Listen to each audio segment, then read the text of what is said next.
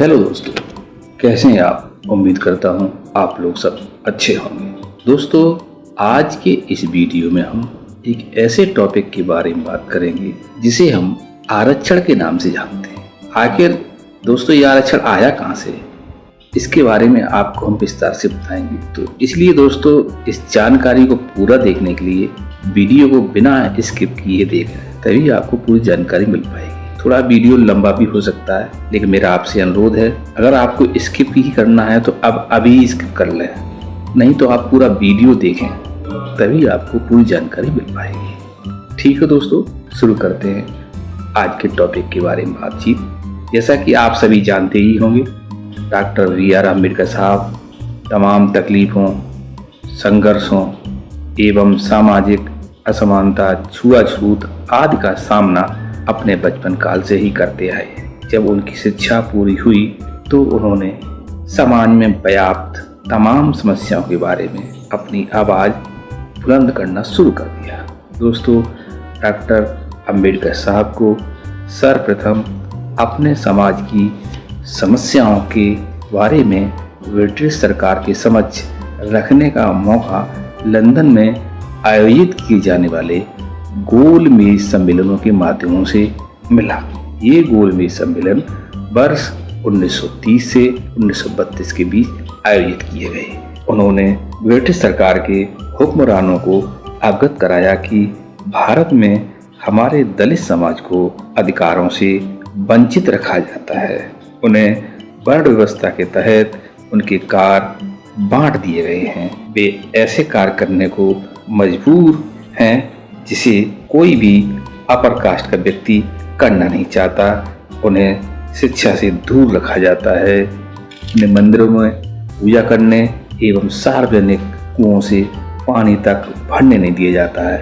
इसलिए उन्हें तालाबों का पानी पीने के लिए मजबूर कर दिया गया है। उन्हें लोग छूना पसंद नहीं करते। उनके साथ जानवरों से बदतर व्यवहार किया जाता है। उन लोगों को जानवरों, वृक्षों, नदियों से तो लगाव है, लेकिन इंसान को अछूत गैर बराबरी का दर्जा देते हैं। हमारे समाज की महिलाओं को तो पूरे बदन पर साड़ी पहनने का अधिकार तक नहीं है। ये लोग हमारे समाज को अछूत यानी कि डिप्रेस्ड क्लास में मानते हैं। वे हमारी परछाई पड़ने पर अपने आप को गंगा जल से पवित्र करते हैं। हमारे समाज की स्थिति बद से बदतर है।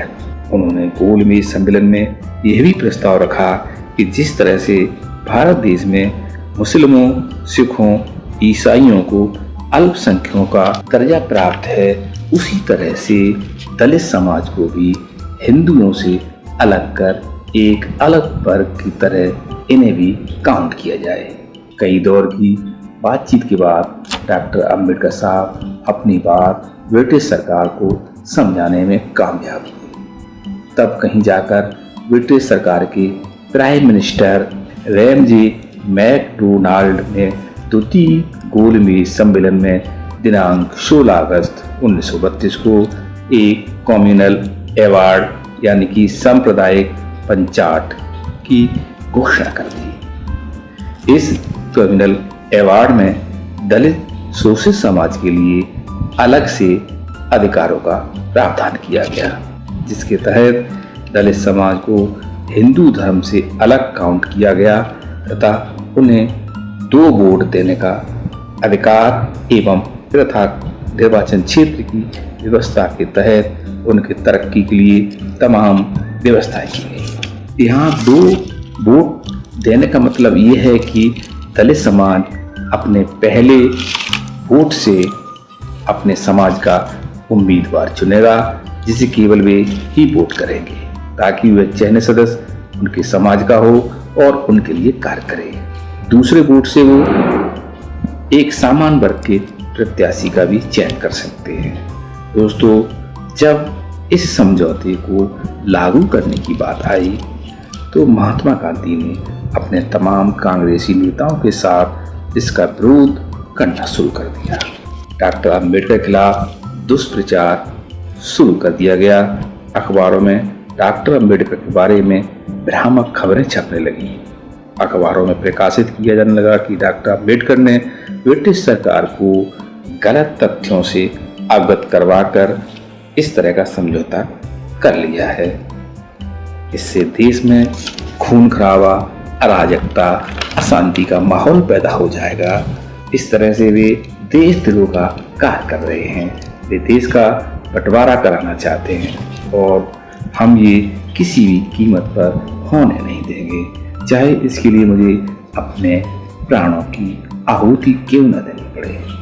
डॉक्टर अम्बेडकर के घर के बाहर धरना प्रदर्शन शुरू हो गए। इसके बाद महात्मा गांधी 20 सितंबर 1932 को पूना की यरवदा सेंट्रल जेल में अपना आमरण अनशन शुरू कर दिया, जिससे पूरे देश में खलबली मच गई। डॉक्टर अम्बेडकर को धमकियां मिलना शुरू हो गई। यदि गांधी जी को कुछ होता है तो अम्बेडकर साहब, हम आपकी बस्तियों में आग लगा देंगे, इसके लिए आप स्वयं दोषी होंगे। यहाँ तक स्वयं कस्तूरबा गांधी अपने स्वाग की भीख मांगने के लिए अम्बेडकर साहब के पास गई। उन्होंने कहा, अम्बेडकर साहब, आप मेरे स्वाग की रक्षा कर सकते हैं। मैं आपके पास बड़ी ही उम्मीद लेकर आई हूँ। उम्मीद है कि आप मुझे निराश नहीं करेंगे। आप मेरे स्वाग को बचा लीजिए। दोस्तों, अम्बेडकर साहब को इस तरह से मेंटली, फिजिकली, साइकोलॉजिकली हैरेसमेंट किए जाने लगा। उनकी भावनाओं को आहत किए जाने लगा। तमाम विचार विमर्श के बाद अम्बेडकर साहब इस निष्कर्ष पे पहुंचे,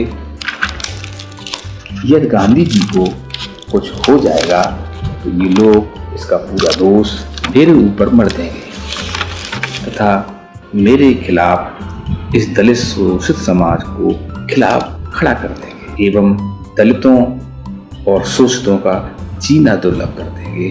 उनका शोषण दोबारा से फिर शुरू कर देंगे। तब अम्बेडकर साहब बड़े ही भारी मन से गांधी जी के पास पूना की यरवदा सेंट्रल जेल में मिलने गए। उन्होंने गांधी जी से वार्तालाप किया। उन्होंने गांधी जी को समझाया कि मुझे आपके हिंदू धर्म से कोई गिला नहीं है। आपके समाज के अपर कास्ट के द्वारा जो व्यवहार मेरे साथ या हमारे समाज के साथ किया जाता है, मैं उसका विरोध करता हूँ। आपका धर्म जातियों के आधार पर कर्मों का निर्धारण करता है, जबकि मैं चाहता हूँ कि कर्मों का निर्धारण जन्म से नहीं होकर योग्यता के आधार पर हो।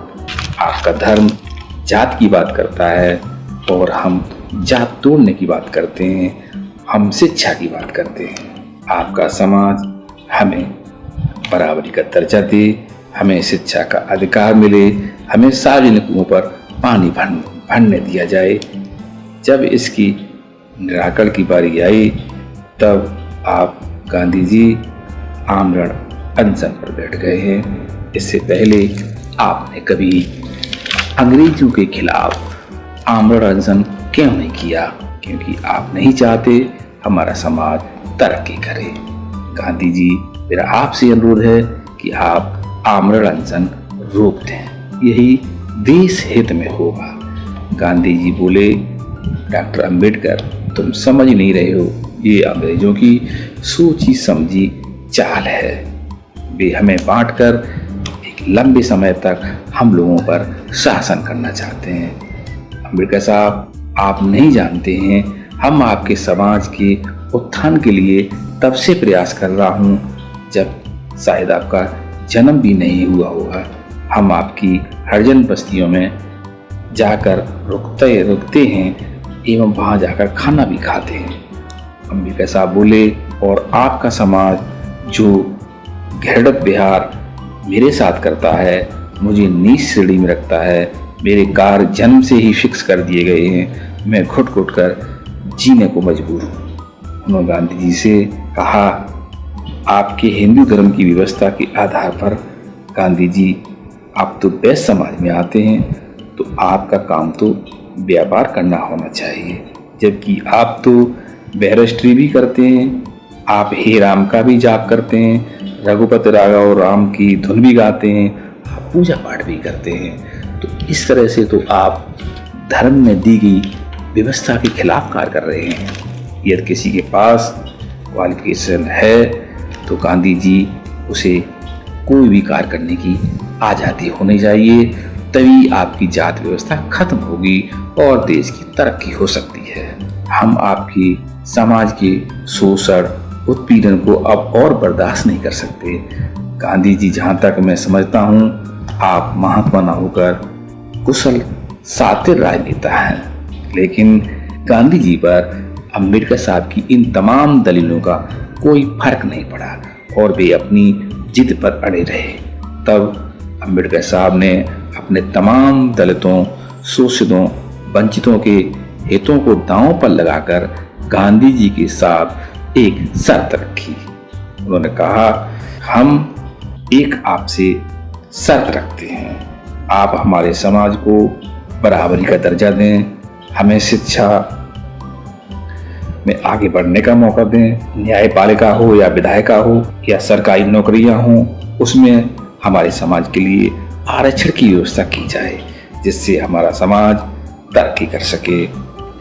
जिसके लिए गांधी जी सहमत हो गए और 24 सितंबर 1932 को डॉक्टर राजेंद्र प्रसाद, पंडित मदन मोहन मालवीय, सी राजगोपालाचारी एवं घनश्याम दास बिरला इत्यादि की उपस्थिति में एक समझौता हुआ, जिसे हम पूना पैक्ट के नाम से जानते हैं। इस पैक्ट पर गांधी जी की ओर से पंडित मदन मोहन मालवीय तथा दूसरी ओर डॉक्टर अंबेडकर ने अपने हस्ताक्षर किए। तो दोस्तों, आरक्षण कोई भीख नहीं है, ये दलितों, शोषितों, वंचितों को पूना पैक्ट के समझौते के तहत कम्युनल अवार्ड के बदले में दिया गया है, जिसके लिए डॉक्टर अंबेडकर साहब ने कितनी बड़ी कीमत चुकाई ये सभी लोग जानते हैं। जब डॉक्टर अंबेडकर ने संविधान लिखा तो उन्होंने संविधान में आरक्षण की व्यवस्था अपने समाज के लिए की। दोस्तों, यदि कम्युनल अवार्ड लागू हो जाता तो दलित समाज अपना नेता चुनता। आज पार्टियां टिकट देती हैं तो नेताओं की, पार्टियों की नीतियों के हिसाब से बोलना पड़ता है। वे पार्टी के समर्थन में ही वकालत करते हैं तथा उनकी ही नीतियों का गुणगान करते हैं। उन्हें भय रहता है कहीं उनकी टिकट न कट जाए या उनकी सदस्यता न चली जाए। इस भय से सदन में समाज के हितों को दरकिनार कर पार्टी के गुलाम बनकर गूंगे बहरे की तरह बैठे रहते हैं। समाज के लिए चाहे आरक्षण की बात हो या आरक्षण प्रमोशन की बात हो या निजीकरण की बात हो या खाली पदों की भर्तियों की बात हो, समाज कल्याण की नीतियों की बात हो, वे इस पर अपने विचार खुलकर नहीं रखते। दोस्तों, कम्युनल अवार्ड लागू हो गया होता तो दलित समाज की दशा एवं दिशा दोनों ही बदली नजर आती। दोस्तों, आज के इस वीडियो में दी गई जानकारी उम्मीद करता हूँ आप सभी लोगों को पसंद आई होगी। दोस्तों, हम आपके लिए इसी तरह की जानकारियाँ लेकर आपके लिए आते रहते हैं। इससे पहले भी मैंने जो वीडियो बनाए हैं उस पर जो आपने अपना प्यार, सपोर्ट दिया है, उसके लिए हमें इतनी उम्मीद नहीं थी कि आप हमें इतना सपोर्ट करेंगे। दोस्तों, अपना सपोर्ट मुझ पर यूँ ही बनाए रखिए ताकि हमें इस तरह के वीडियो बनाने के लिए हौसला मिलता रहे। ठीक है दोस्तों, मिलते हैं फिर कभी एक नई जानकारी के साथ एक नए वीडियो में। तब तक आप अपना ध्यान रखिए। नमस्ते, जय हिंद।